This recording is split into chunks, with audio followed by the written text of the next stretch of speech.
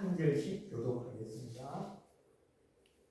이에 총독의 문병들이 예수를 데리고 관정 안으로 들어가서 온 군대를 그에게로 모으고 그의 옷을 벗기고 흉포를 입히며 가시관을 엮어 그 머리에 씌우고 갈대를 그 오른손에 들리고 그 앞에서 무릎을 꿇고 희롱하여 이르되 유대인의 왕이여 평안할지어다 하며 그의 위에 침에 뱉고 갈대를 빼앗아 그의 머리를 빗자라. 희롱을 다한 후 홍포를 벗기고 도로 그의 옷을 입혀 십자가에 못 박으려고 끌고 나가니라. 나가다가 시몬이라는 유대인 사람을 만나매 그에게 예수의 십자가를 찢어지게 하니라. 골고다 즉 해골의 곳이라는 곳에 이르러 설계한 포도주를 예수께 주어 마시게 하시게 하니 예수께서 마시고 마시고자 하지 아니하시니라. 그들이 예수를 십자가에 못 박은 후에 그 옷을 제비 뽑아 나누고 거기에 앉아 지켜주라. 그 머리 위에 이는 유대인의 왕 예수라 쓴 제패를 붙였더라. 이때 예수와 함께 양동이 십자가에 못 박으니 하나는 우편에 하나는 좌편에 있더라. 지나가는 자들은 자기 머리를 흔들며 예수를 모욕하여 이르되 손등을 들고 사흘에 지는 자여 네가 만일 하나님의 아들이거든 자기를 원하고 십자가에서 내려오라. 그와 같이 대제사장들도 서기관들과 장로들과 함께 희롱하여 이르되 그가 나무 구원하시되 자기는 구원할 수 없다. 그가 이스라엘의 왕이다. 지금 십자가에서 내려오시리라. 그리하면 우리가 얻게 되노라. 43절 44절 함께 읽겠습니다. 시작. 그가 하나님을 주시하니 하나님이 원하시며 제 그를 원하시니라. 그의 말이 나는 하나님의 아들이라 하였도다 하며 함께 십자가에 못 박힌 강도들도 이와 같이 욕하더라. 아멘. 할렐루야. 주님 앞에 나오신 성도님들 주님의 이름으로 축복합니다. 오늘 본 말씀을 가지고 말씀의 제목을 나에게 십자가는 무엇인가 라는 제목으로 함께 은혜를 나누기를 원합니다. 먼저 동영상을 하나 보고 말씀을 듣도록 하겠습니다. 눌러주십시오.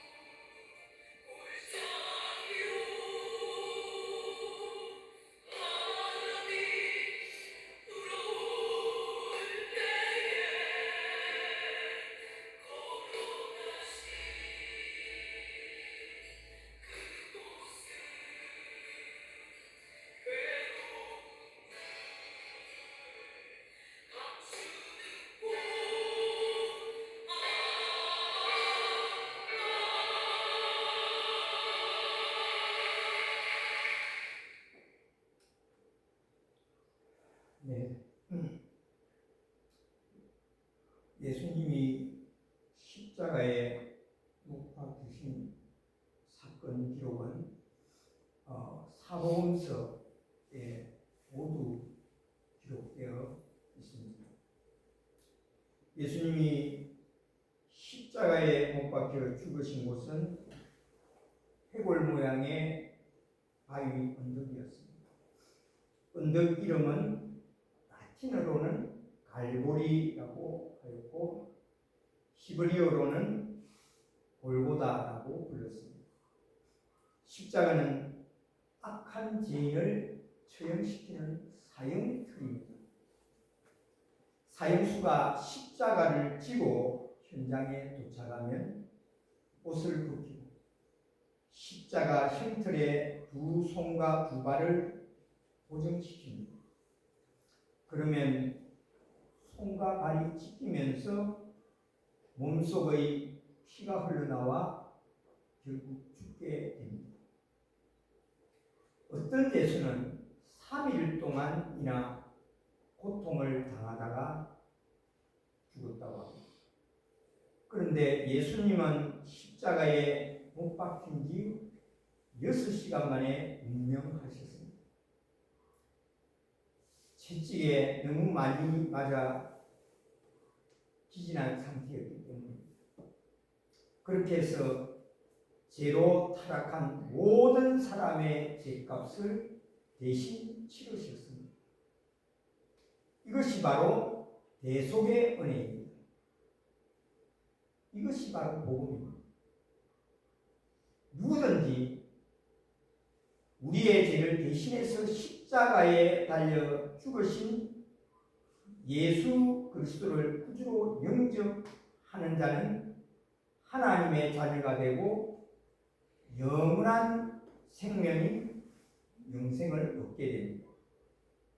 구원은 사람의 행위에서 난 것이 아닙니다. 오직 대속의 은혜로 된 것입니다. 이번 이제 다가오는 주간은 우리가 고난 주간으로 지키게 됩니다. 예수님이 십자가에서 돌아가신 우리를 위해 고난당하신 예수님의 십자가를 묵상하는 한 주간이 되시기를 바랍니다. 히브리서 12장 2절에 이렇게 말씀합니다. 믿음의 주요 또 온전하게 하시는 이 예수를 바라보자. 그는 그 앞에 있는 기쁨을 위하여 십자가를 참으사 부끄러움을 개의치 아니하시더니 하나님 보좌 우편에 앉으셨느니라 라고 말씀합니다. 우리가 조금 전에 불렀던 찬송가 147장 거기 너 있었는가 그때에 주님 그 십자가에 달릴 때를 작사한 유명한 흑인 연가입니다.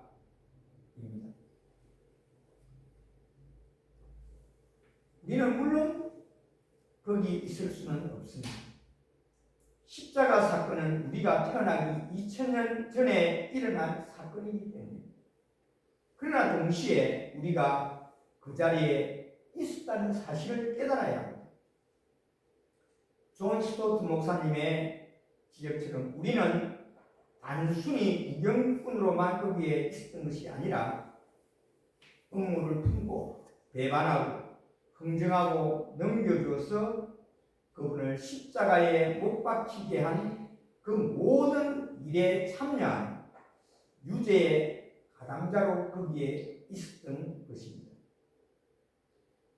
이 사실을 깨닫게 될 때에 우리 자신의 죄를 철저히 회개하고 예수님과 함께 십자가에 못 박히는 그런 경험을 하며 그로 인해 구원의 은혜를 누리게 된다는 사실입니다. 렘브란트의 성화 중에 예수님이 십자가에 돌아가시는 장면을 그린 그림이 있습니다. 예수님이 고통당하시는 십자가 아래에서 마리아와 여러 사람이 울며 두려움하는 모습을 그렸는데 한 사람 한 사람의 표정이 실감이 납니다. 그런데 그림 한쪽 구석에 당시 유대 사람과는 전혀 관계가 없는 그런 사람의 얼굴이 그려져 있습니다. 그는 바로 렘브란트 자신이었습니다. 이것은 렘브란트의 신앙 고백을 보여줍니다. 예수님이 십자가에 돌아가시는 현장, 거기에 내가 있었다는 것입니다. 그림을 한 장 보겠습니다. 다음 장. 바로 이 장면이에요. 이 렘브란트가 그린 십자가의 올림이라는 작품입니다. 렘브란트는 바로크 시대 네덜란드의 유명한 화가입니다. 우리 성도님들은 아실랑가 모르겠는데 이분이 그린 작품 중에 야간 순찰이라는 유명한 그림이 있고요. 또 성화 그림 중에는 잘 아시는 우리가 누가복음 15장에 나오는 탕자의 비유라는 제목으로 그린 그림이 있습니다. 예전에 제가 한번 그림을 소개한 적이 있을 것입니다.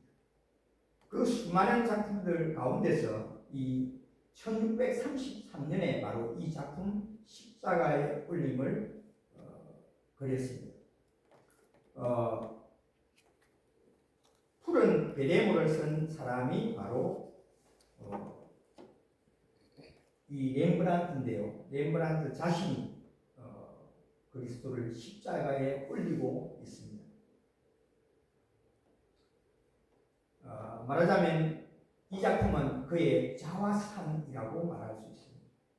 그는 이렇게 그의 죄가 그리스도를 십자가로 보냈다는 사실을 온 세상에 말하고 싶은 것입니다. 두 번째 장면, 다음 그림 한번 보겠습니다. 이 작품은 바로 십자가에서 내려지는 그리스도 또는 십자가의 하강이라는 제목의 그림입니다. 이 작품 역시 렘브란트가 그렸습니다. 십자가에 못 박힌 예수님의 그림을 자세히 살펴보면은 제일 먼저 십자가와 예수님이 눈에 들어옵니다. 그 다음에 십자가 주위에 있는 사람들의 그 모습을 쳐다볼 때에 하나님의 아들 예수님을 십자가에 못 박은 무서운 죄를 저지른 사람들의 그 얼굴들이 눈에 들어오고 있습니다. 그런데 이 작품 역시 그 가장자리 밑에 보면 거의 약간 가려지는 것이 보이지만은 그 한 사람의 모습이 발견되게 됩니다. 이 사람 역시 렘브란트 자신입니다. 그가 예수님을 십자가에 못 박는데 협력한 죄인이라는 사실을 인정하는 의미로 이 그림을 그렸다는 것입니다.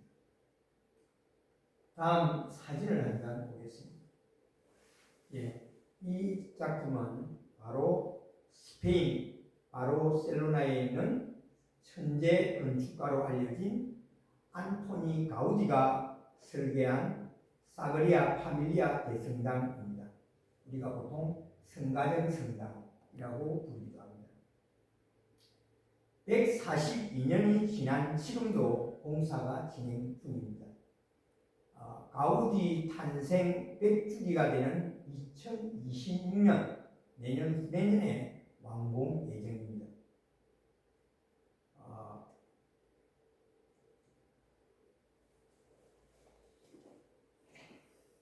제가 이 대성당을 작년에 직접 가서 보고 놀란 사실이 있습니다. 성당 남서쪽에 그 순환의 파사드, 즉 예수님의 순환이라는 그 남서쪽에 조각한 작품들이 많이 있는데요. 거기에 보니까 예수님이 십자가에 달린 모습이 있었습니다. 이 장면입니다. 예, 그게 순환의 파사드라는 장면인데 제가 찍은 사진 한 장 한 장인데, 그런데 예수님이 십자가에 달린 모습을 그 많은 화가들이 그리고 또 조각가들이 조각을 했습니다. 그런데 예수님의 십자가 작품들이 대부분이 거의 다가 지구를 가린 채 묘사되어 있습니다. 그런데 이 성당에는 예수님의 십자가에 달린 모습이요, 시로라기 하나 걸치지 않은 적나라한 나체로 되어 있는 모습을 보고 제가 깜짝 놀랐습니다. 실제 성경에서 예수님을 완전히 발가벗겨져서 십자가에 매달려 운명하셨습니다. 우리의 죄를 대신해서 엄청난 수치와 모멸감을 참고 견디었어야 했던 우리가 예수님을 생각해 볼 수 있습니다.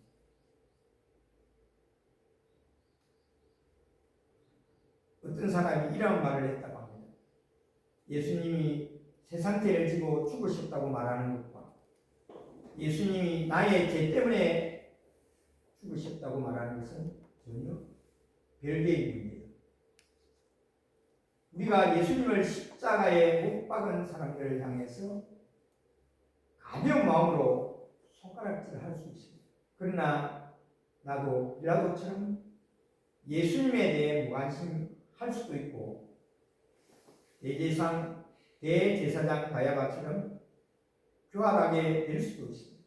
또 로마의 군인들처럼 무감각해질 수도 있습니다. 그리고 군중들처럼 잔인할 수도 있고, 예수님의 제자들처럼 비겁해질 수도 있다고 생각할 때에 우리는 정말 큰 충격을 받게 됩니다. 그 사람들이 바로 내가 예수님을 못 박았습니다. 내가 하나님의 아들 예수 그리스도를 십자가에 매달았고 내가 그 조롱하던 무리의 하나였음을 고백할 수밖에 없습니다. 우리 모두는 내 죄가 예수님을 못 받게 했다는 사실을 깨닫게 될 때에 비로소 우리의 참된 구원이 이루어집니다.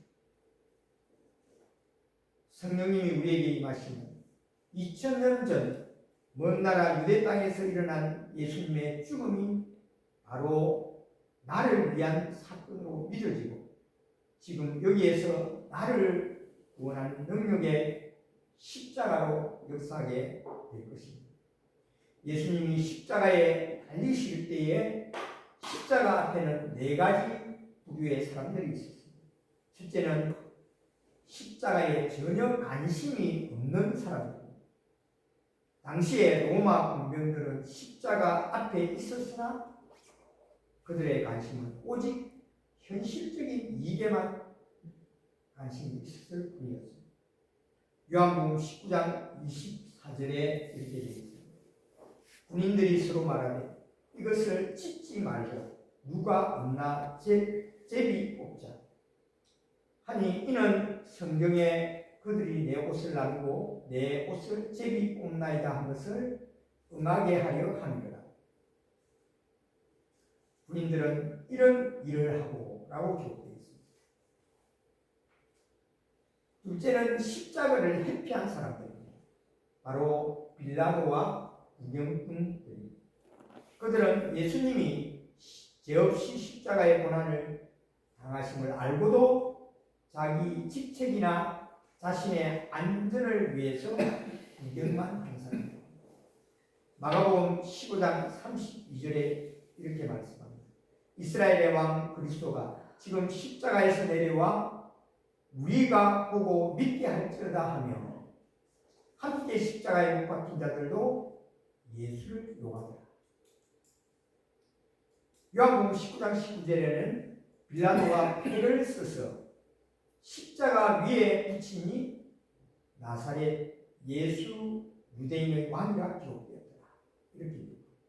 마가복음 15장 14절에는 빌라도가 이르되 어찌미냐 무슨 악한 일을 하였느냐 하니 더욱 소리 지르되 십자가에 못 박게 하소서 하면서 이렇게 군중들은 소리쳤습니다. 셋째는 십자가를 바라보고 안타까워하며 눈물을 흘린 사람들입니다. 바로 예수님의 가족과 제자들입니다.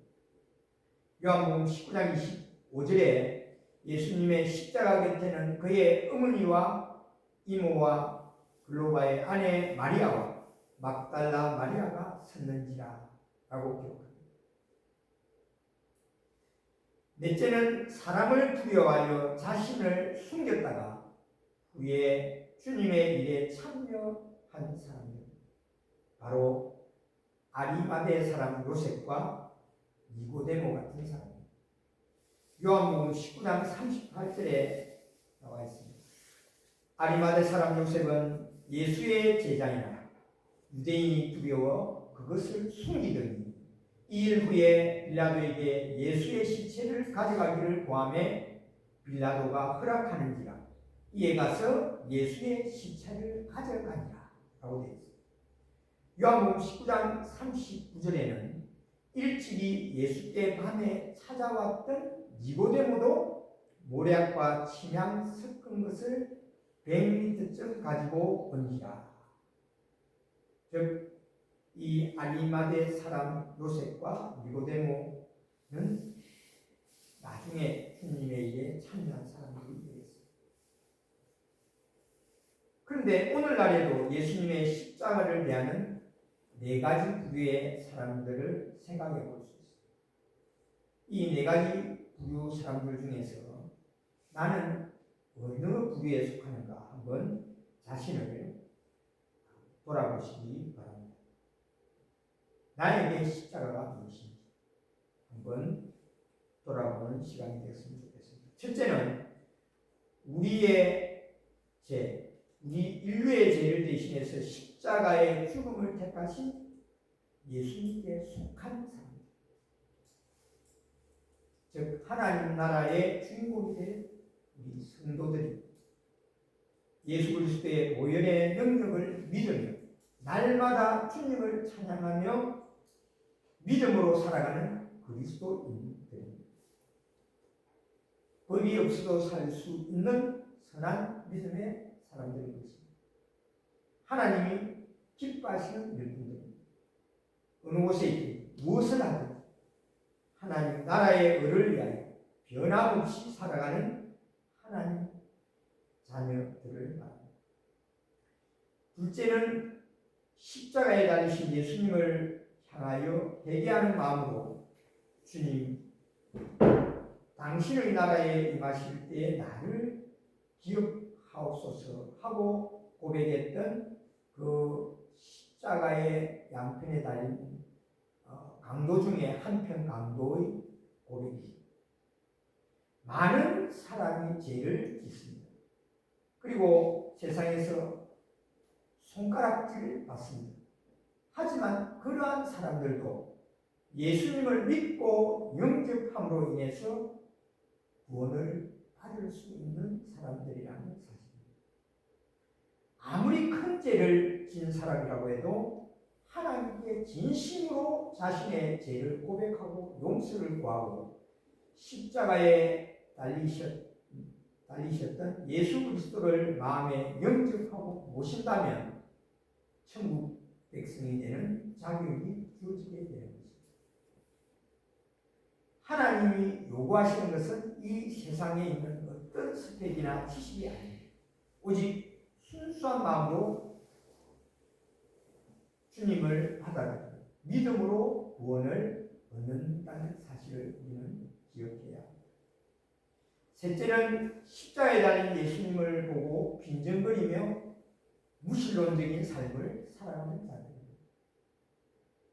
천국의 존재도 하나님, 구원도 믿지 않는 물질 만능주의에 빠져 살아가는 사람들입니다. 오늘날 대부분의 무신론자들이 이러한 부류에 속한다고 말할 수 있습니다. 성경적으로 본다면 하나님 나라에 들어갈 수 없는 그런 불쌍한 자들입니다. 이 세상을 떠나는 날 그들은 지옥의 뜨거운 불구덩이에서 영원히 살아가게 될 것입니다. 그래서 고린도서 1장 18절에 이렇게 말씀합니다. 십자가의 도가 멸망하는 사람들에게는 미련한 것이고 구원을 받는 우리에게는 하나님의 능력이라고 말씀합니다. 넷째는 십자가에 달린 예수님을 먼발치에서 바라보면서 우두커니 선체로 구경만 하는 사람들입니다. 아직 예수님을 믿지 않지만은 구원을 받을 가능성이 있는 사람들입니다. 왜 예수님이 십자가에 달리신 그 의미가 무엇인지를 모르는 사람들입니다. 그냥 십자가 앞에서 아직도 구경꾼으로 남아있는 사람들입니다. 마태복음 27장 55절에 보면 예수를 섬기며 갈릴리에서부터 따라온 많은 여자가 거기 있어 멀리서 바라보고 있으니 라고 표현하고 있습니다.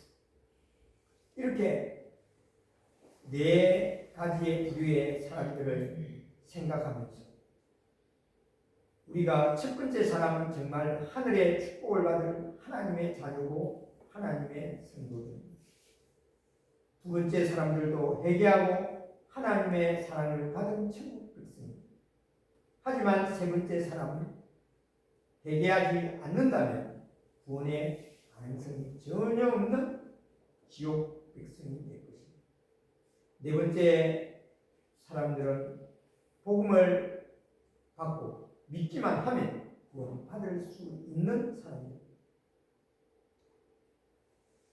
십자가를 지신 예수님은 우리의 고통, 우리의 배신, 우리의 눈물, 우리의 죄악과 부끄러움을 다 이해하시는 분이십니다.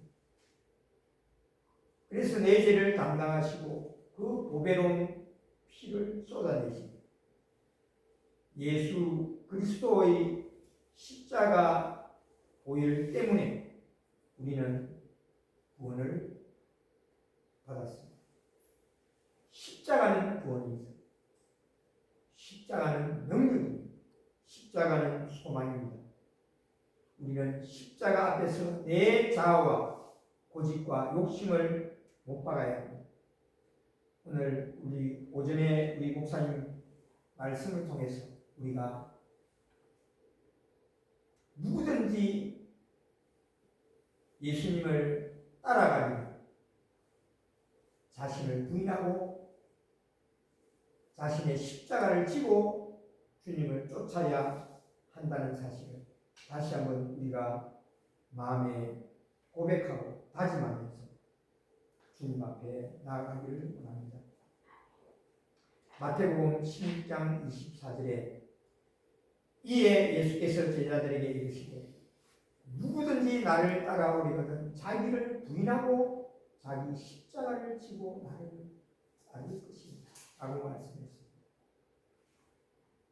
말씀을 읽겠습니다.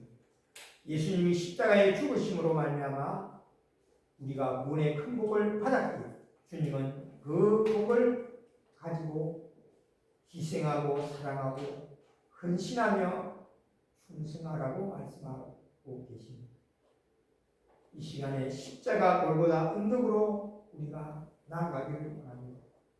이제 한 주간 우리가 고난 주간을 보내면서 정말 주님이 지신 그 십자가를 묵상하며 십자가에 죽기까지 나를 사랑하신 주님이 가신 그 길을 따라가는